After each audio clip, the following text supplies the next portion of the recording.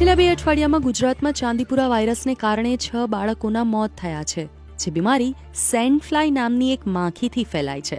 આખરે કયા છે એ પરિબળો જે આ રોગના ફેલાવા માટે જવાબદાર છે, અને આ માખી કરડે તો શું થાય, અને તેના ઉદ્ભવ વિશે આ વિડીયોમાં જાણવાનો પ્રયાસ કરીશું. ચાંદીપુરા વાયરસ એક વેક્ટર બોર્ન રોગ છે જે સેન્ડ ફ્લાયથી ફેલાય છે.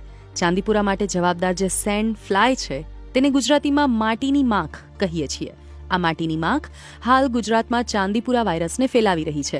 આ માખી માટી કે છાણના લીપેલા ઘરોની અંદરની બાજુએ કાચી કે પાકી દિવાલ પર થાય છે. તેના માટે ભેજવાળું વાતાવરણ જવાબદાર છે.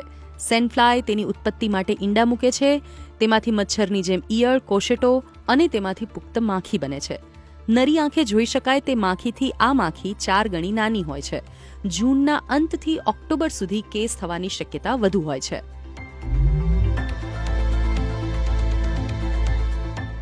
હિંમતનગર સિવિલ હોસ્પિટલના બાળ રોગોના નિષ્ણાત અને વિભાગના head of department doctor Ashish જૈને બીબીસી ગુજરાતી સાથે વાત કરતા જણાવ્યું કે ચાંદીપુરા વાયરસ એ માટીની માખી તેમજ મચ્છરના કારણે ફેલાય છે.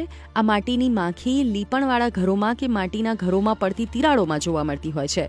જો આસપાસ માટી અને ગંદકીવાળો વિસ્તાર હોય તો સિમેન્ટના પાકા મકાનોની તિરાડોમાં પણ આ માટીની માખીનો ઉપદ્રવ જોવા મળે છે. ઓછા ઉજાસવાળો કે અંધારો કે જ્યાં સૂર્યપ્રકાશ ઓછો હોય તેવા રૂમમાં પણ સેન્ડ ફ્લાયનું બ્રીડિંગ જોવા મળતું હોય છે. આ ચેપી રોગ નથી. એક બાળકને હોય તો બીજા બાળકને થાય તેવું નથી, પરંતુ ચેપગ્રસ્ત બાળકને કરડેલી માખી સ્વસ્થ બાળકને કરડે તો તે સ્વસ્થ બાળકને પણ આ ચેપ લાગી શકે છે.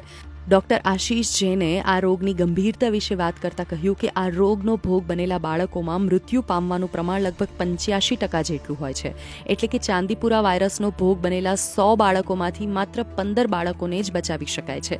સામાન્ય રીતે આ 0 થી 14 વર્ષના બાળકોમાં વધુ ફેલાય છે, કારણ કે અન્યોની સરખામણીએ તેમનામાં રોગ પ્રતિકારક ક્ષમતા ઓછી હોય છે.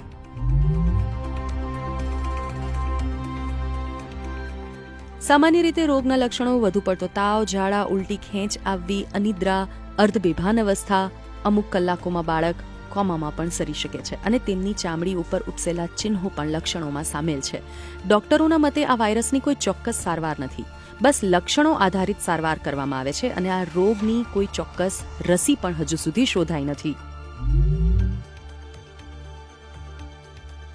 ઘર અને આજુબાજુની જગ્યાઓ સાફ રાખવી જોઈએ, ઉકરડા દૂર રાખવા જોઈએ, ઘરની દિવાલોમાં અંદર બહાર છિદ્રો અને તિરાડોને પૂરી દેવી જોઈએ, સૂર્યપ્રકાશ આવે તેવી વ્યવસ્થા કરવી જોઈએ, બાળકોને જંતુનાશક દવાયુક્ત મચ્છરદાનીમાં સુવડાવવા, અને શક્ય હોય તો બાળકોને ખુલ્લામાં કે ધૂળમાં રમવા દેવા નહીં.